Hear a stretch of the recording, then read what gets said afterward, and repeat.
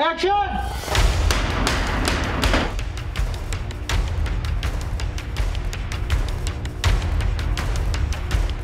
Caught that, Hollywood. I wanted to do the ultimate possession movie, not just one where we follow a girl get possessed by a demon, but we wanted to do a demon that needs to feed on multiple souls, needs multiple entities to get up and running. We came up with this concept of this demon that possesses you through your own fears, so it manifests your worst fears and brings out your past, and through this fear possesses you.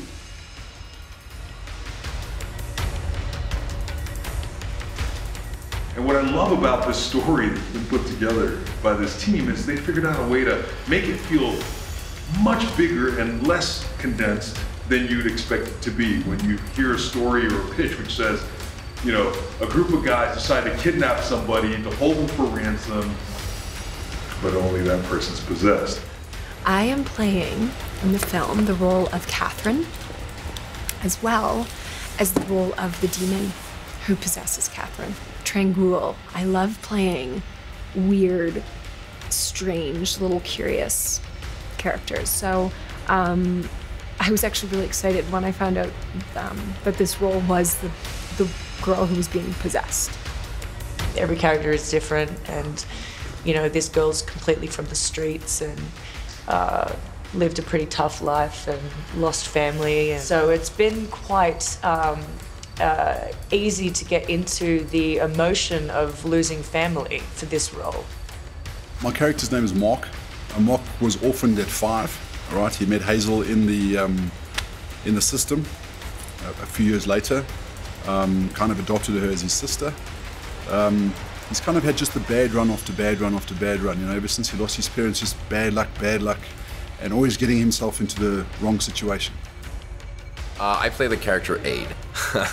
Aid is the kind of guy who's pretty much like the ladies' man, but also yeah, like a rebel without a cause. And I'm his cousin, and he basically gets me into the whole thing. My motivations are not as pure as the other character's motivation for going through the whole story. I'm basically the total degenerate of the group. Oh yeah, oh, our director. Oh yeah, I forgot about him. He's okay.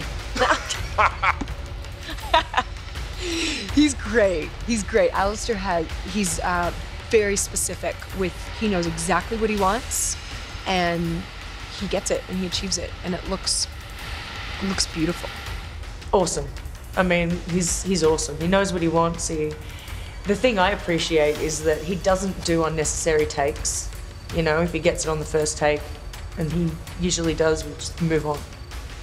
I feel like I've had this blessing my whole career with co-stars. You don't meet them until the day you start shooting. We had no rehearsals, no introduction. From day one, it was like, hi, you know, I'm Steve, I'm your boyfriend. And it's like, whoa, okay. And you just have to be there already. And that could be quite difficult if you don't even get along with the person at all. But fortunately, we've all got along, and I feel like we all turned into family on day one.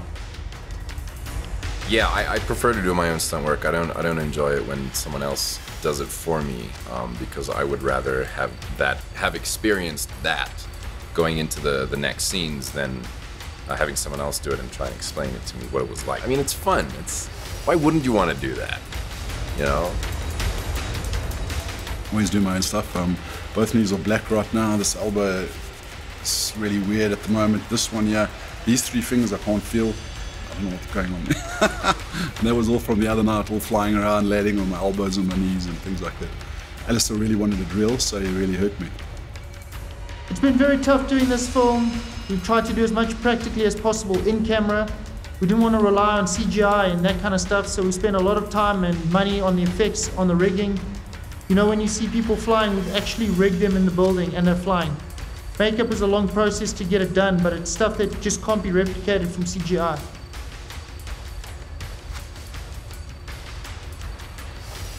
There's a studio in Toronto where they do 3D photography. So I think they had 94 DSLRs all around me in a circle, and they all fire at the same time. So it creates a 3D photo of my head. It's really cool.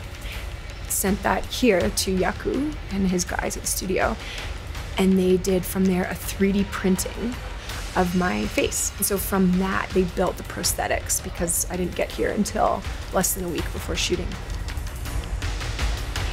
So the ransom video was also quite taxing because I start with a bag over my head and I am shoved into a chair and Hazel is behind me grabbing my hair, pulling my head up. But I have that thing around my neck, which by the way, is as heavy as it looks. Hey, come on! Come on, come on! Hey! No! Everything's looked so great from just shooting it. I really can't wait to see everything put together. I think it's going to be pretty scary. If it's half as scary as what we're actually looking at right now, then we're going to have one hell of a horror movie. It's amazing. I mean, there's still things to blow up. There's still many monsters to come.